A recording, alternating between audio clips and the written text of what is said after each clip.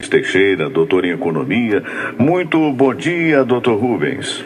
Bom dia, Fernando Sérgio. Bom dia aos queridos e queridas ouvintes da Super Rádio T. Pois é, doutor Rubens, foi até a manchete de ontem do Jornal do Comércio que, de repente, uma organização financeira importante da Grã-Bretanha chegou à conclusão, aliás, foi a manchete de todos os jornais também, de que o Brasil já seria hoje a sexta economia do mundo, tendo ultrapassado a Grã-Bretanha. A propósito, o ministro da Fazenda, Guido Mantega, disse ontem que o Brasil deve ultrapassar a França e se tornar a quinta maior economia do mundo antes de 2015. Mas, apesar dessa previsão bastante otimista, ele diz que isso se deve não só ao nosso crescimento, bem como às dificuldades que os países europeus estão enfrentando. Mas, para ele, o Brasil, os brasileiros, deverão levar de 15 a 20 anos para atingir os níveis de qualidade de vida dos países europeus. E eu queria saber a sua opinião a respeito de tudo isso. Pois é, Fernando.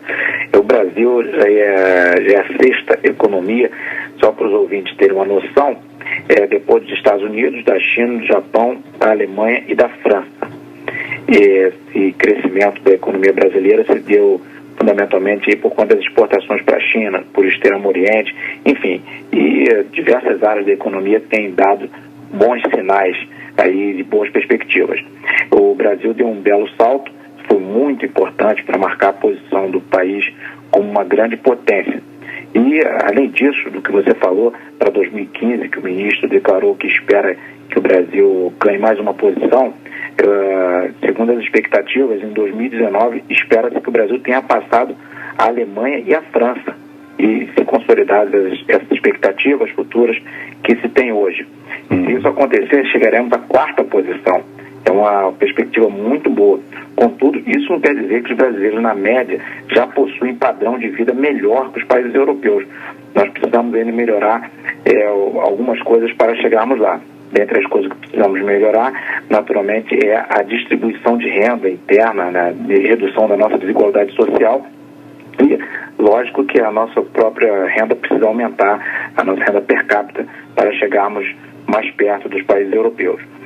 As crises internacionais de 2008 contribuíram fundamentalmente para o Brasil chegar a essa posição, a de 2008 e a atual, porque alguns países foram afetados de forma mais intensa, em especial os países da Europa, e o Brasil tem saído bem durante essas crises. Na verdade, essas crises estão mudando o cenário econômico e político do mundo. Há os países que ganham importância, há os que perdem importância e há os que se mantêm onde estão. O Brasil tem estado entre os que ganham importância. Isso aponta para um futuro bastante promissor para o nosso país. Perfeito. Além disso, a previsão do estudo que foi feito aí pelo Centro de Pesquisa para Economia e Negócios do Reino Unido, a Rússia e a Índia também vão ter nos próximos anos elevação, né? Exatamente, uma perspectiva de melhoria. Detalhe que a Rússia e a Índia também compõem o grupo de países conhecido como BRICS, né? Juntamente com o Brasil, a China e a África do Sul também. Então, a gente observa que esses países emergentes estão tomando uma posição bastante privilegiada e realmente o mundo está tomando uma outra forma e o Brasil está se tornando cada vez uma potência e mais rápido do que muita gente esperava, vamos dizer assim, porque as pessoas, infelizmente, alguns ainda não acreditavam que o Brasil pudesse tomar esse espaço, né? Verdade. A propósito, doutor Rubens, tem um amigo jornalista, foi até nosso colega aqui na Tupi hoje, mas uma figura importante que é o Auramento, e ele publicou uma frase interessante, que eu queria o seu comentário. Publicou na internet dizendo que essa história de renda per capita, ela é muito relativa. Ele disse, olha, se você for somar o que eu ganho com o que ganha, por exemplo, o Ike Batista, vai dar uma fábula de dinheiro. Só que na divisão eu vou levar na cabeça, qualquer coisa parecida assim. É isso mesmo, quer dizer, essa renda per capita, ela mostra que há muito dinheiro, mas ela também não sinaliza de que esse dinheiro está na mão de muito poucos e que de repente não haveria uma necessidade urgente de uma maior divisão dessa bonança, por assim dizer? Olha, Fernando, essa frase ela é interessante, a ideia ela é correta, no sentido de que se uns têm muitos e outros não têm nada, então essa desigualdade ela é um problema. Nenhum país no mundo vai ser reconhecido como potência com uma desigualdade social muito grande. Verdade. Então, na verdade, como se combate isso? Com geração de emprego para que as pessoas possam ter renda, e nisso o Brasil ele atingiu a menor taxa de desemprego de série histórica.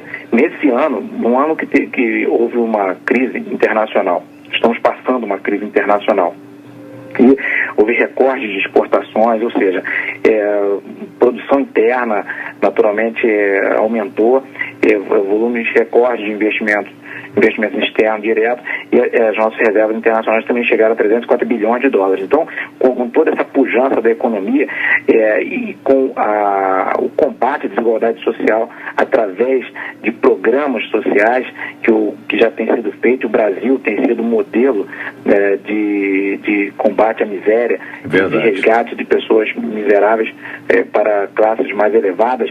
Então, esse é um trabalho que vai ter que ser feito. Nós não vamos ser reconhecidos internacionalmente como potência se nós tivermos em nosso país uma miséria muito forte, muito dominante. E nós estamos chegando lá, estamos caminhando no sentido também de combater a desigualdade social.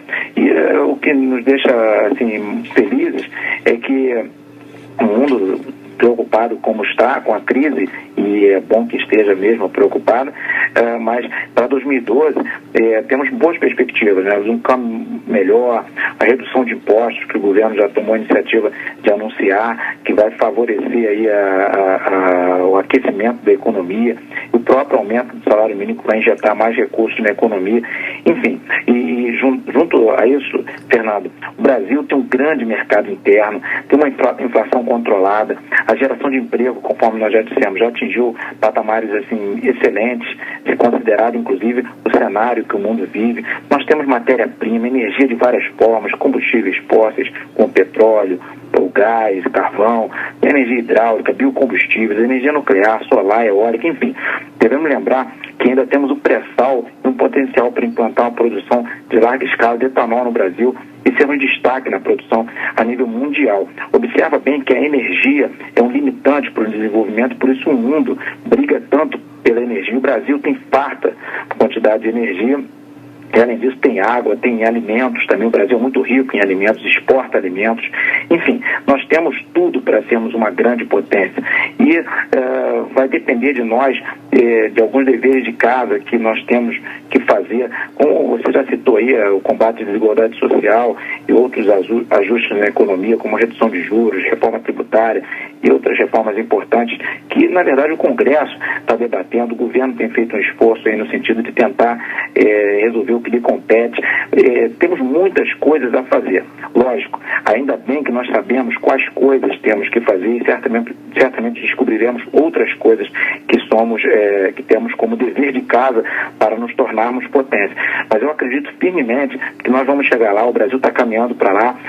Outrora éramos um país com menos credibilidade, com menos perspectivas, desacreditados no mundo, tidos como apenas conhecidos por esportes, alguns esportes como futebol, que ainda bem que somos muito conhecidos ainda, né? Mas além disso, hoje somos reconhecidos pela nossa economia, pela qualidade do nosso povo, pelas nossas reservas de petróleo e tantas outras coisas que nós temos. Então, com essa credibilidade, com esse cenário que eu descrevi, nós temos tudo para sermos potência. Temos que cumprir as etapas para chegarmos lá. E se fizermos isso, ninguém segura o Brasil. Que maravilha, vamos torcer por isso. Quero aproveitar, já que nos encontraremos logo a semana que vem, quando já estaremos no novo ano, desejar ao amigo um feliz ano novo e com muito sucesso profissional e, obviamente, aos seus familiares. Grande abraço, doutor Rubens. Fernando Sérgio, um grande abraço para vocês, para os ouvintes, e um feliz ano novo, um ano novo abençoado por Deus aí para todos, e que nesse próximo ano possamos estar juntos aí, somando, e com nossos ouvintes, que são a razão, né, todo o nosso trabalho, do seu esforço.